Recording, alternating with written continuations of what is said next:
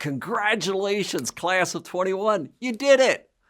Graduation is a time to celebrate, reflect on the sacrifices and accomplishments of the past, and imagine the hope, excitement, and possibilities of the future. In our new reality where the pace of change is so rapid that people are required to learn in the moment, the ability to gain new knowledge is becoming more valuable than the knowledge itself. This is especially true today as tech fundamentally reshapes the nature of our world. The pandemic still encompassing our globe, coupled with unrest in regions around the world, has set a defined line of a before and after era. Historians will look back on this period as a once-in-a-generation defining moment to challenge old assumptions and drive structural changes. I've said before, sometimes it takes a decade to make a week of progress. Sometimes a week gives you a decade of progress. This is because in periods of relative calm, we simply can't or won't drive real systemic change. As humans, we must come together and eliminate the constraints that cause friction. Yet, upending the status quo often requires a fresh view. Today, every business is a technology business, and the world is becoming more digitized than ever.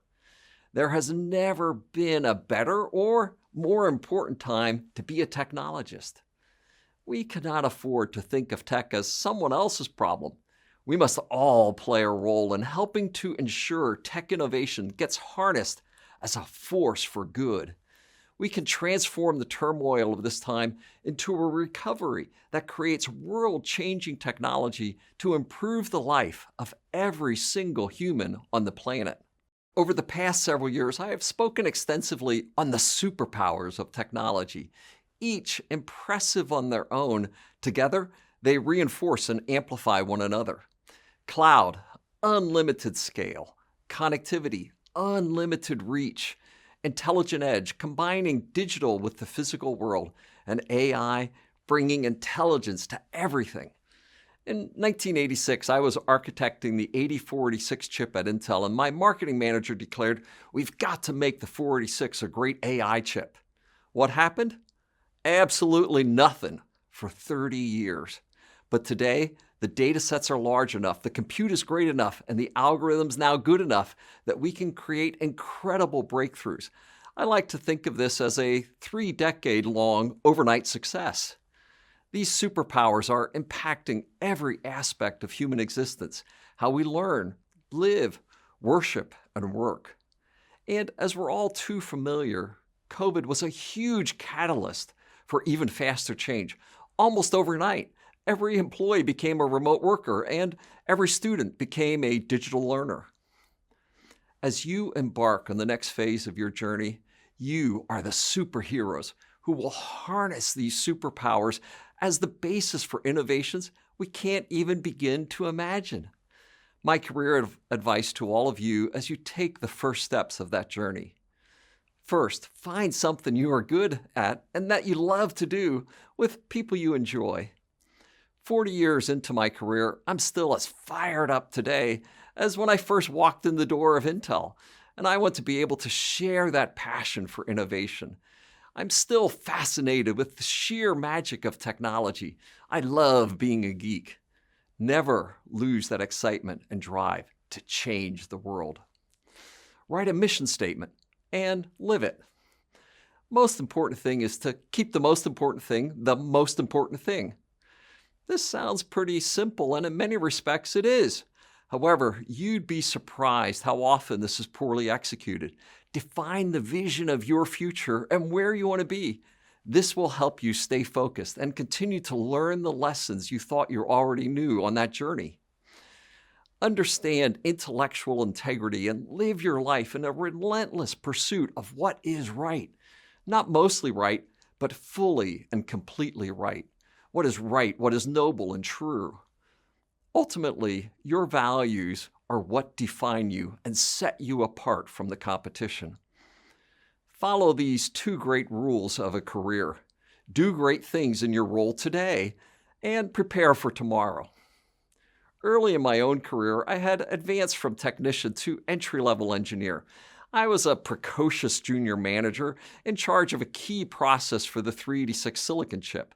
I realized that there were some persistent problems with our computer systems and disaster loomed on the horizon. I verified my data, insisted to our executive staff that we urgently escalate the matter. I was pointing fingers at the veritable gods of the silicon industry: Robert Noyce, inventor of the integrated circuit; Gordon Moore, author of the industry-shaping Moore's Law; and Andy Grove, founder, president, and soon to become CEO of the company, later to become Time Magazine Man of the Year. These were so important, and I was telling them they needed to fix things. And this brings me to the second point of my advice: prepare for the next job. A week or so after this meeting, I was working intently in my office, working on the 386, wrapped up in my own little world of problems, ideas, and design. Suddenly, a ring from my desk phone jolted me back to reality, and this was back at a time when phones were physical bells and dial tones still existed. In the most annoyed voice I could muster, I demanded, "Who is it?" "Andy," came the reply. It was Andy Grove. The good news is that this piece of advice does not involve an anecdote about getting me fired. He said, "I was impressed by your presentation the other day," said Andy. "What do you read? What are you studying? What's your next career goal? What's the next job you want?" Shocked and stammering, I mumbled something about how all I wanted to do was get my chip out the door.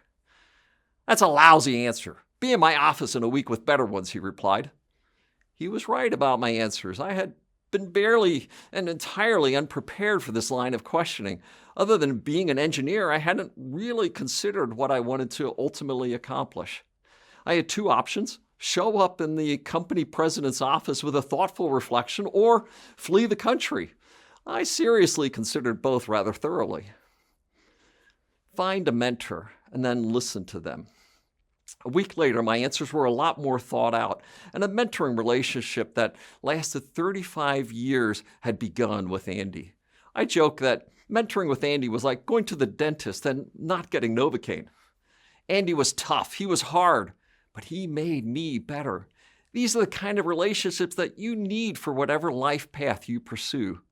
I still have calls with my mentors to this very day. Almost every great leader I've ever met can point back to these influences in their own life and careers, each immediately able to describe their Andy Grove. We are like diamonds in the rough, and we need mentors to help knock off the rough and show the beautiful facets inside. There are different types of mentorships. One's like Andy, hard and pouring into you. Others like buddies that you are along the way with. And those where you are reaching into someone else's life. All allow you to develop substance and confidence. Combined, they allow you to find your true potential. Expect the unexpected. Learn to embrace change and challenge. Crises occur and will occur again, often due to events well outside your control. Don't dismiss these as crap moments and try to hunker down or hide them, right? There's much more than just trying to survive. Realize they call it work for a reason.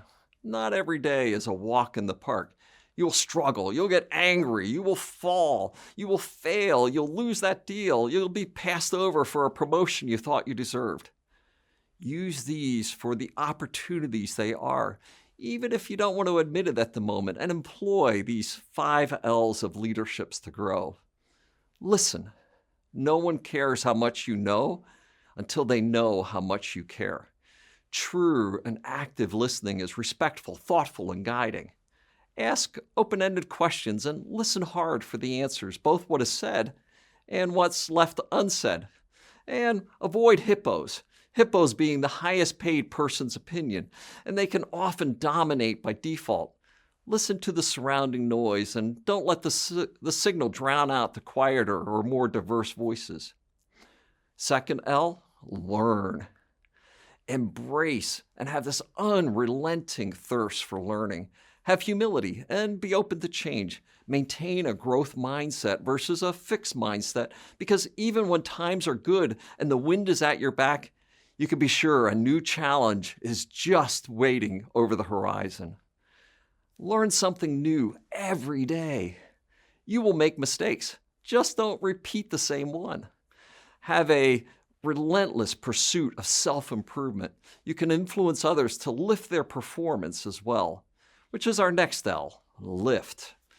Challenge demands resilience. Yet resilience isn't just about recovering from setbacks, but owning the failure and using it as a springboard to push onward and upward. When times are challenging, leaders lift the countenance of the organization. Things are never as good, right?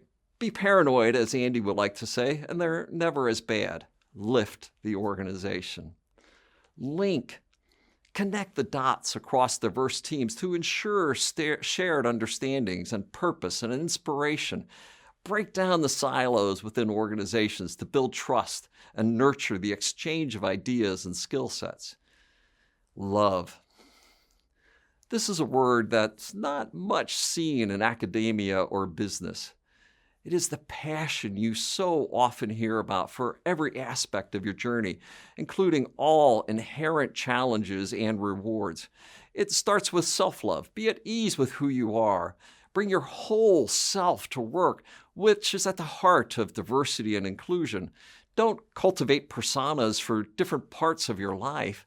The skills individuals have in one area of their life are often surprisingly beneficial to another part. It is these differences in thought, experience, background, and culture that enrich and empower high-performance teams and ultimately drive innovation. Innovation is the lifeblood of technology. We have the opportunity to improve the lives of every human on the planet through technology. We have the opportunity ahead to build out the world we want to live in. We cannot stand still. We must move forward faster to the future. It is up to us. It is up to you to define this new era before it defines us. Class of 2021, I humbly pass the future to you. And I'm looking forward to working with you on so many developments that are not possible yet.